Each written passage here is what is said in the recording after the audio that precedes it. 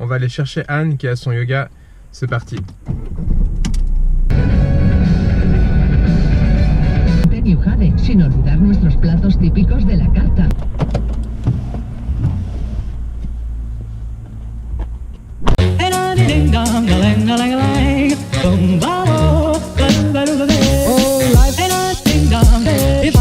You up in boom boom bosh, boom boom tell me I'm the only one that you love. Life could be a dream, sweetheart. Bonjour à tous, dans ce nouveau vlog, on va parler jeux vidéo pour la deuxième fois, mais pas n'importe quel jeu vidéo car il s'agit de Metal Slug. Quand on a créé notre startup, je me suis occupé du marketing et j'ai dû donc faire tout le branding de la marque parce qu'on n'avait pas assez d'argent pour engager des designers, ce qui est normal au début d'une startup. Ce genre de jeux comme Metal Slug, c'est des jeux qui m'ont vraiment inspiré. Pourquoi? Parce que ce jeu a vraiment une charte design, a vraiment créé un style bien particulier, autant au niveau des musiques que des graphismes. Ce genre de jeu a vraiment participé au développement de ma créativité.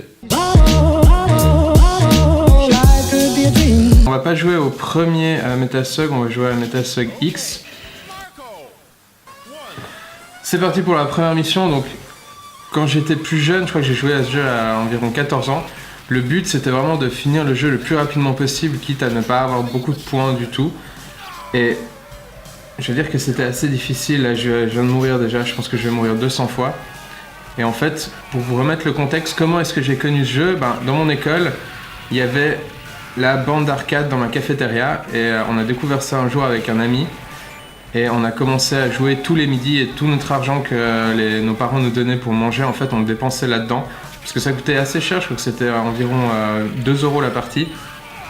Et évidemment, dans ce jeu, on meurt à peu près 50 000 fois, en tout cas les premières fois auxquelles on joue, donc je pense qu'on a vraiment dépensé pas mal d'argent. Donc je vous parlais de la charte un petit peu graphique. C'est vrai que au niveau des musiques, au niveau du design, c'est assez particulier pour... je crois que ce jeu, Metal Slug X, il a dû sortir en 96, je crois, en 96. Et c'est vrai que pour l'époque, c'était quand même assez fou de voir un jeu comme ça, surtout au niveau des animations, elles étaient vraiment très très bien faites. On pouvait prendre des véhicules pour attaquer les gens. Là, il y a un tank. Hop. Je me suis un petit peu entraîné hier, j'avoue. Quand j'étais jeune, je connaissais tous les mouvements par cœur. Là, il faut prendre l'hélicoptère rouge comme ça fait, voilà, ça tue tous les autres hélicoptères, c'est magnifique. Et là, le boss. Alors il est pas très compliqué, mais il faut quand même un petit peu... Avec le clavier, c'est un peu plus dur à l'époque. Sur les bandes d'arcade, c'était avec des joysticks, donc c'était vraiment parfait. La technique, c'est de se mettre dessous. Oh non! Se mettre dessous et tirer sur les missiles. Et en même temps tirer au-dessus sur le boss. Les premiers niveaux sont assez simples, mais c'est vrai que la difficulté... Oula! Voilà. Au moment où je dis ça, je meurs évidemment. La difficulté est quand même assez élevée. Voilà. Donc ce jeu est disponible sur Steam si jamais. J'avoue que ça fait longtemps que j'y ai pas joué. Et vu qu'elle est solde sur Steam, je suis un peu promené sur cette plateforme et je me suis rappelé de ce jeu. Deuxième niveau, là il y a un petit... Si j'arrive à le refaire... Ah non, j'ai pas réussi. Normalement, vous pouvez monter. J'ai évidemment pas réussi à le faire. Il faut pas casser le baril. Vraiment, l'univers, j'ai vraiment hyper apprécié. En plus, il y a pas mal de passages secrets. Là, il y en a un. Si je vais au fond, normalement, voilà, il y a un petit prisonnier qui nous donne un petit cadeau. Et surtout au niveau des armes, vous allez voir, donc là, j'ai un laser. Et là, je vais avoir une arme qui, je sais pas le nom, qui lance des petites souris explosives.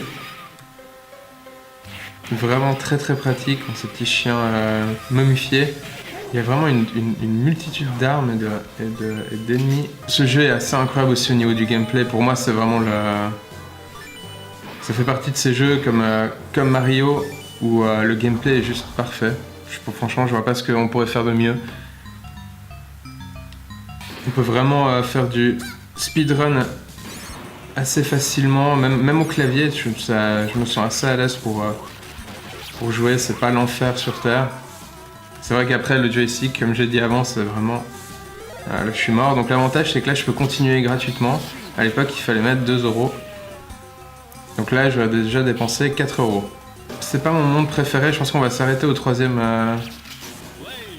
niveau, qui est un des plus cool parce que ça bouge en même temps, l'écran bouge. Celui-là, je suis pas hyper fan de ce niveau-là, je le trouve un petit peu chiant. Les ennemis crachent une fumée violette. Si je me fais toucher par cette fumée, je deviens un zombie, je vais le faire. Voilà. Enfin, pas un zombie, une momie. Et je suis beaucoup plus lent. Je sais pas si j'aurais dû le faire maintenant, mais... Voilà, pas du tout. Les jeux aujourd'hui sont évidemment plus grands, plus beaux, etc. Mais il y a moins de détails qu'à l'époque, il y a moins de recherche au niveau des graphismes, au niveau du style, du gameplay. C'est un petit peu dommage. Après, il y a toujours des jeux exceptionnels qui sortent. Je suis de nouveau mort, donc là j'ai à peu près dépensé 6 € déjà. Je déteste ce moment. Faut vraiment aller super vite. Là, faut que je me concentre un tout petit peu parce que là, ça va, il y a les missiles, donc je peux parler en même temps. C'est vrai que c'est assez dur, on se rend pas compte, mais de parler et de jouer en même temps, c'est la première fois que je le fais, enfin pour une vidéo. Donc sans dire des trucs pas trop débiles. Surtout ça qui est dur. Surtout pour moi. On va la voir. Donc là c'est assez dur parce qu'il faut sauter, en même temps tirer vers le bas. Mais le boss c'est pas très rapide, je crois qu'en mode hard il est vraiment, si je me souviens bien, super rapide. Ah, j'ai loupé les missiles. Ça c'est très bête. Voilà. Évidemment, vu que je suis un PG, je vais juste mourir. On arrive au troisième niveau, c'est le dernier niveau qu'on va faire ensemble. Je pense que vous avez bien compris le style de jeu. Il faut s'imaginer que c'était en 1996. Donc, c'est vrai que si vous êtes né dans les années 2000, vous allez trouver ça un petit peu ringard et un petit peu nul, mais nous, pour l'époque, c'était juste jouissif comme jeu. J'ai vraiment joué à tous les Metal Slug qui sont sortis. J'avais vraiment emmerdé mes parents pour qu'ils m'achètent la Neo Geo Pocket. C'était Neo Geo qui avait ressorti une console portable, alors qu'ils avaient fait faillite déjà 12 fois. Et d'ailleurs, cette console n'a pas du tout marché, et ils ont fait faillite définitivement après.